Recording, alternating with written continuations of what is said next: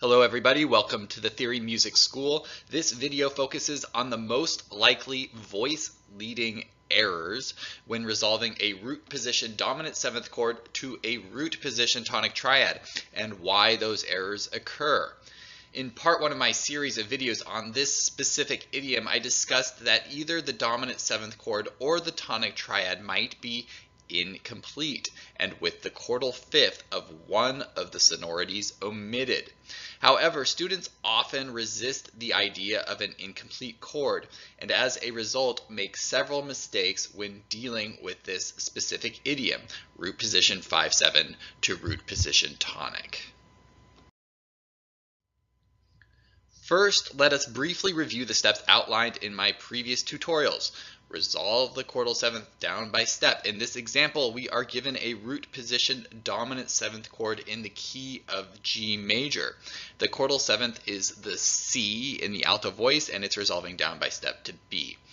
Next, if the leading tone is in the soprano voice, as is occurring here with the F sharp, it must resolve up to scale degree 1.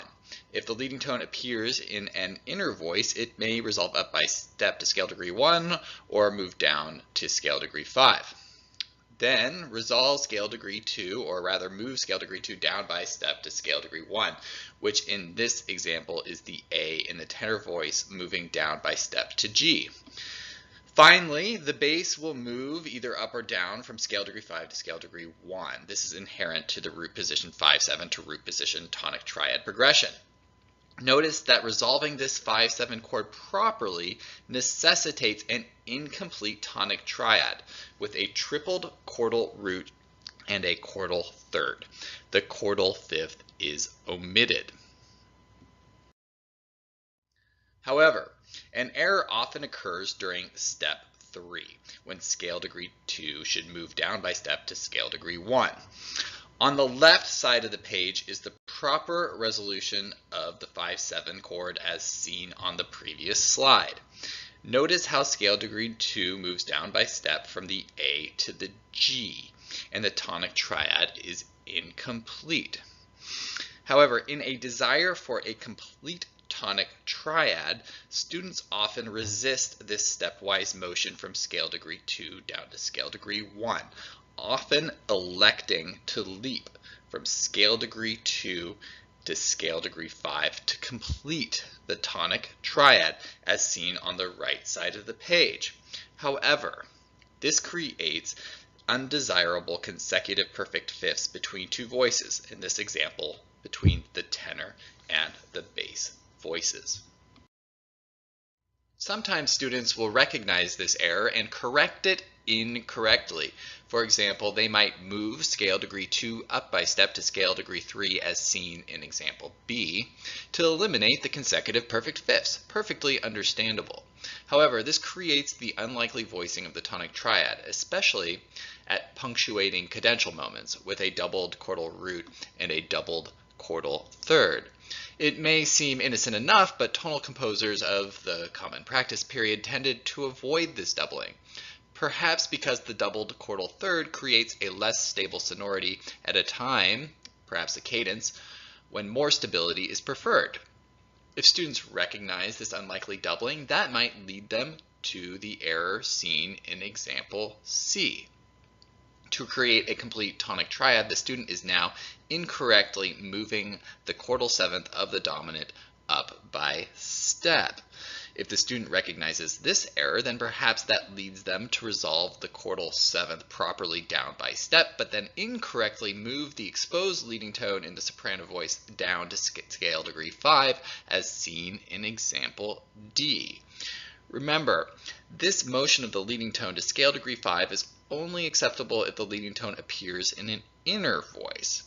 Again, most of these errors result from attempting to achieve a complete tonic triad, but also shows a potential ripple effect that can occur. As students attempt to solve an apparent problem, another issue is created to take its place. Other errors related to those already mentioned may occur as a result of a sonority that is spaced slightly differently, as seen in examples E and F. In both examples E and F, instead of moving scale degree 2, the A, down by step to scale degree 1, G, the student has the alto voice leaping to scale degree 5, the D. In example E, this creates consecutive perfect fifths between the alto and bass voices, as well as a spacing error between the alto and soprano. Again, these mistakes likely stem from students believing incorrectly that they must have a complete tonic triad, as they are trying to include the chordal fifth of the tonic triad at all costs. The consecutive perfect fifth mistake seen in example E is similar to the consecutive perfect fifths seen in example A. In fact, it's essentially the same consecutive perfect fifths, just occurring between two different sets of voices and in a different register. The mistakes are essentially the same in example F.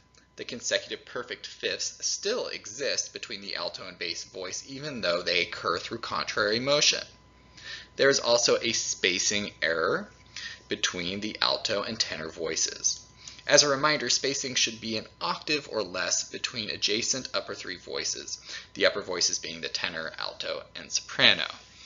Notice that all the errors on this page stem from not following procedure number 3, which says to move scale degree 2 down by step to scale degree 1. Students tend to avoid this action because it will often result in an incomplete tonic triad, a notion that they are also resistant to. Returning to the open space dominant seventh chord, example A, the same voice leading steps can be applied as seen in the earlier closed spacing example, example B. As a review, resolve the chordal seventh down by step from C to B. Next, if the leading tone appears in the soprano voice, as is occurring here, it must resolve up to scale degree 1. If the leading tone appears in the inner voice, it may resolve up by step or down to scale degree 5. Then move scale degree 2 down to scale degree 1, which in this example is the A moving down by step to G. Finally, the bass will move either up or down from scale degree 5 to scale degree 1. The tonic triad of both examples are incomplete, consisting of a tripled chordal root plus a chordal third. When the leading tone is in the soprano voice as part of a complete dominant seventh chord, the tonic triad will be incomplete and necessitates that students begin to let go of the assumption that chords must be complete. This simply is not the case. For further review, I refer you to my videos on dominant seventh chords and root position, parts 1 and 2. Thank you very much for watching, and please subscribe to my YouTube channel.